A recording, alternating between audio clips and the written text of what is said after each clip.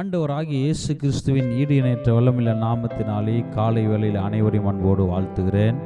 இன்றைய திருவார்த்தை யோபு 10:15. அவமானத்தால் நிரப்பப்பட்டேன், நீர் என் சிறுமையை பார்த்தருளும். எனக்கு அன்பானவர்களே, இந்த உலகத்திலே உண்மையாய் வாழ்ந்தால் அதற்கு நல்ல பெயரே கிடைக்காது.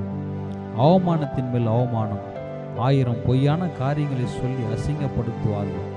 செய்யாததை செய்தது போல சித்தரித்து பேசும் மனிதர்கள் பரிசுத்தமாய் கர்த்தருக்கு பிரியமாய் வாழ்ந்தால் சாத்தானுக்கு பிடிக்கவே பிடிக்காது.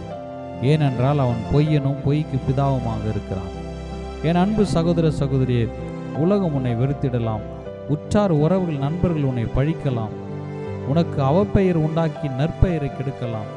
நம்மை உள்ளங்கையில் வரைந்த ராஜாதி ராஜா இயேசு உன்னோடு இருக்கிறார்.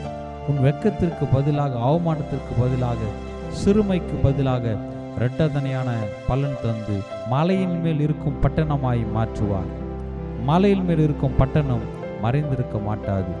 என்னோட இணைந்து சொல்லுங்கள், இயேசுவே, இந்நாளில் அவமானத்தால் நிரப்பப்பட்டேன், என் சிறுமையை கண்ணோக்கி பாரும், என் வெட்கத்தை மாற்றும்.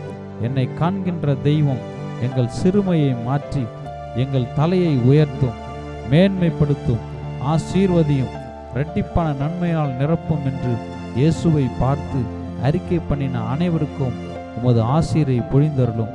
வெட்கத்தை மாற்றும், பிரகாசிக்கட்டும், வாழ்வை ஒளிமயமாக்கும்.